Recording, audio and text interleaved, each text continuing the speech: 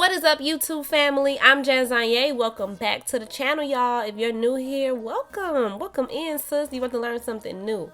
I'm going to show you guys how I turned this $5 shirt from Walmart into this super bomb two-piece set. Y'all, listen to me. I am not a professional, okay? I am not a fashion designer at all. Trust me. So if I can do this, you can do this. I tried to break it down as easy as possible for you guys. You are not about to believe what you are about to witness, okay? So without further ado, let's get into the video.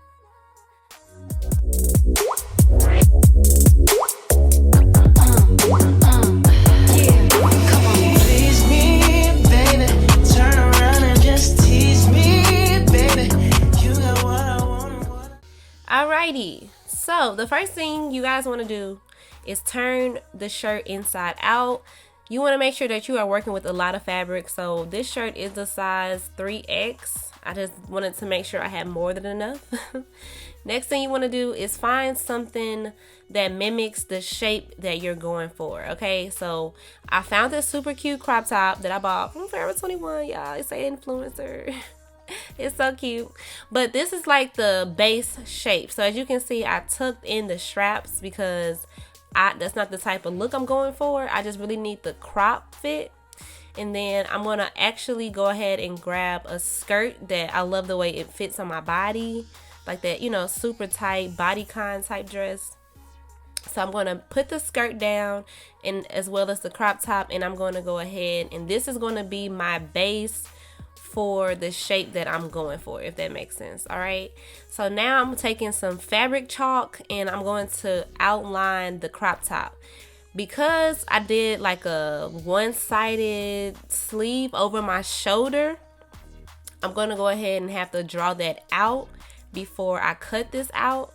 So that's why I'm pretty much outlining the base of the crop top, just like the actual crop part.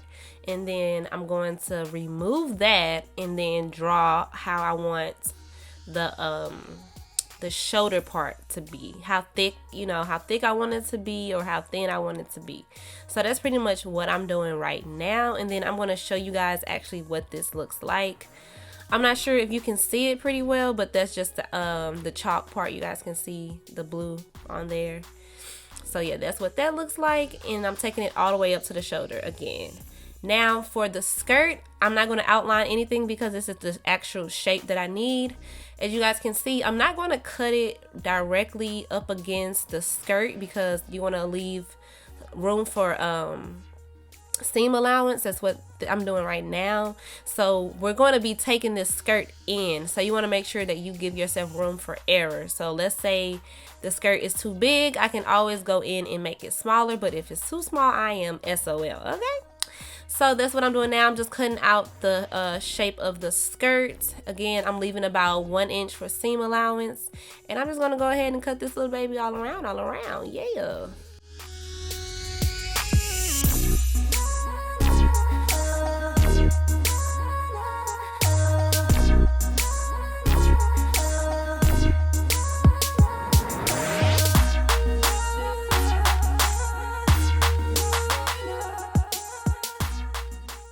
Alrighty, so now that I am finished with that, you guys, this is what we are left with. This is like, you know, my mimic skirt. Kind of, you can see it, you know, you can kind of see it. This is what we're working with. So I'm just going to go ahead and get that out the way. And then I'm going to go ahead and cut out my shirt. I do apologize because your girl didn't realize that I was this out of focus. Like, I didn't know that I didn't move my camera, y'all. I do apologize. But in a second, you're going to see that you're going to be able to see the shape come to life, okay? All right, so now everybody has seen one of these tomatoes in your grandma's house. All right, this is where I keep my pins, just like Granny did. And I'm going to go ahead and pin the sides of the shirt and the sides of the skirts where I'm going to need to sew it at. So I'm just pretty much going to pin these in place so that everything stays right where I need it to be and without, you know, moving while I sew it.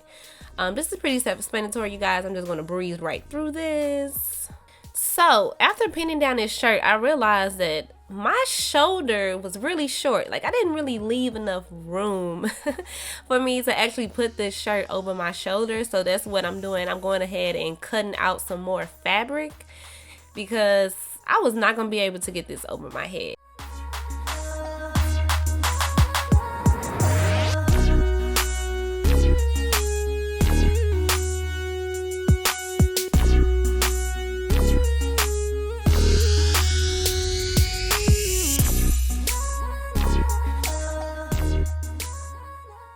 Alright, so after you're finished pinning down your garments, you may see that it's like lopsided, like I did. So all I'm going to do is go ahead and cut off this extra fabric on the side, and then we're going to begin sewing. You guys, this, what is it, project, I guess? This DIY project is super easy. I used my sewing machine because I wanted it to be extremely secure, but you can absolutely positively hand sew this if you wanted to. If you do not know how to work a sewing machine, if you don't even know how to hand sew, you guys can go and get some fabric glue, and I'm sure it will work out perfectly fine. But if you want it to be extremely secure, I would definitely recommend sewing it. I am using a zigzag stitch for this fabric because it's like a stretchy fabric, and yeah, it's pretty easy, you guys. I promise it's super easy.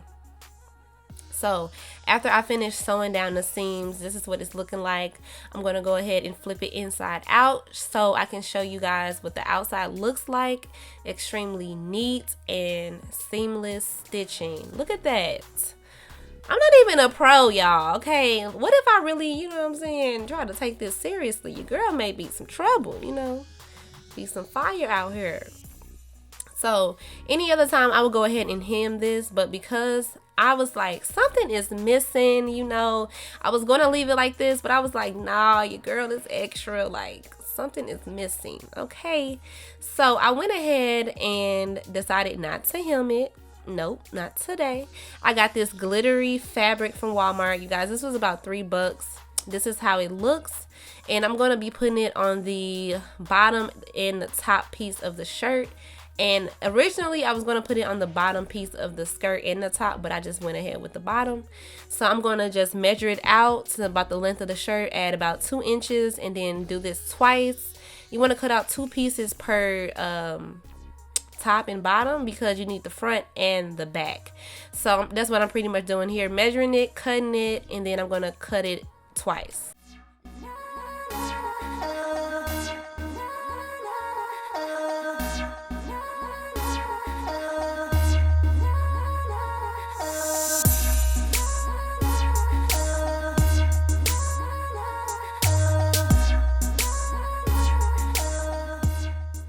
Alrighty, so after I tried the skirt on, I realized like your girl really needed an elastic band at the top because this little baby was not gonna stay up, okay? So what you guys are gonna see me do here is turn it inside out. I turned it inside out and then I folded it down about 3 inches. My elastic band is super thick, so I wanted to make sure it was gonna fit properly. So I'm just gonna pin this in place because we're going to stitch this, and this is a hem, so we're gonna stitch this together.